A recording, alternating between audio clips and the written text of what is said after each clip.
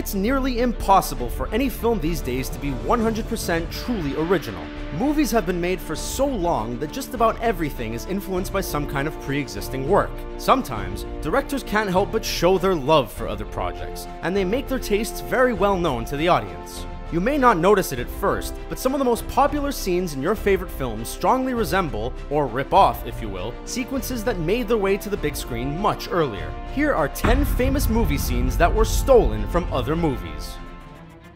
Star Wars. One of the most triumphant finales in all of cinema happens in the original Star Wars, where Luke and Han receive medals for their contributions during the Battle of Yavin. Just the music alone is enough to make anyone swell up with pride, so its potential origins might surprise even the most devout of Jedi Knights. The Rebel ceremony is eerily reminiscent of a sequence in the Nazi propaganda film Triumph of the Will, depicting a party rally. Traces of World War II can definitely be felt in the Star Wars franchise, but typically, it's the Empire that's meant to stand in for Hitler. We didn't know the heroes were fond of him too.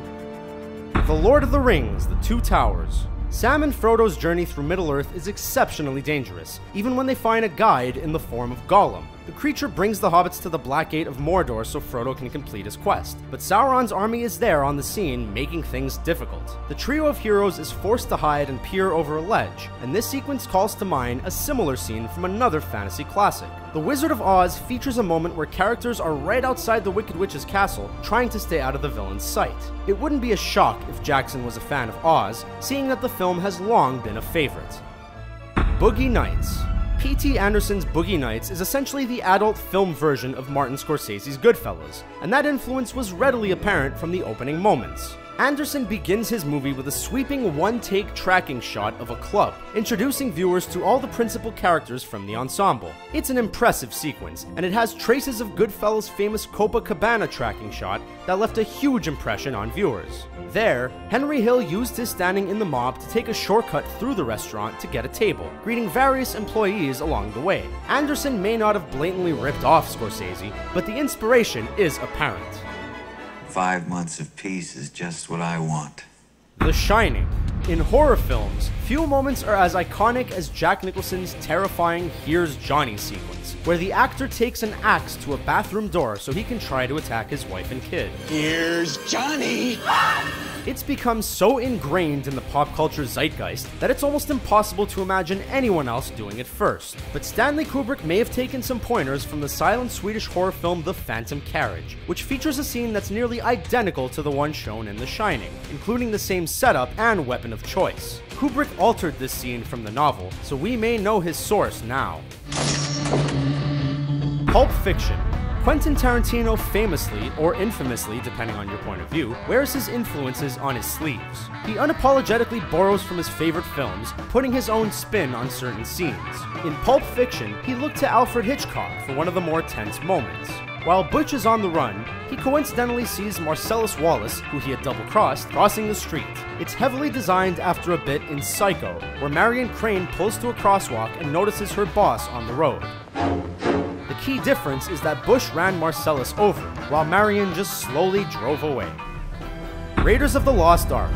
George Lucas and Steven Spielberg were clear in admitting that the old adventure serials they watched in their youths influenced the Indiana Jones series. It would seem they also went through the filmography of Charlton Heston. Raiders of the Lost Ark features a sequence where Indiana locates the resting place of the Ark of the Covenant using the Staff of Ra and his gold medallion. It echoes a scene in the Heston vehicle Secret of the Incas, where Heston's character solves a puzzle using a medallion of his own and a beam of light. The similarities look like more than a coincidence. E.T. the Extra Terrestrial.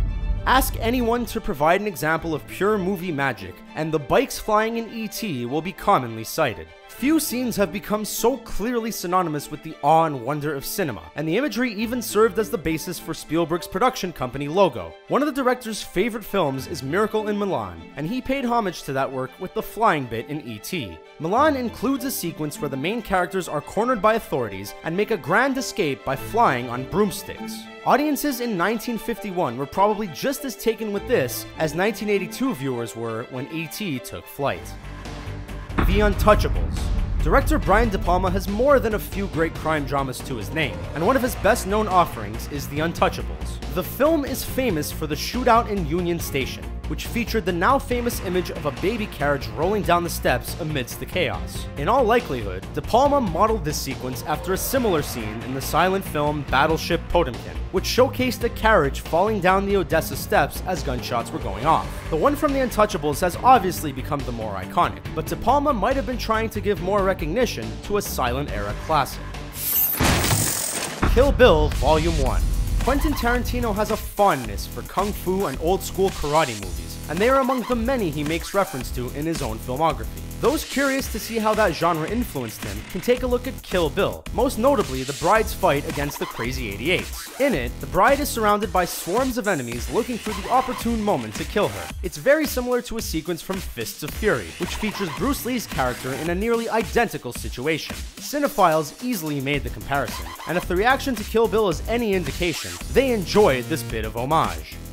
Blade Runner. The final scene of Blade Runner primarily consists of shots of the great outdoors as Deckard drives away with Rachel. It seems more than a little out of place with the futuristic dystopian setting that Ridley Scott had established for his film, and as it turns out, there's a good reason for that.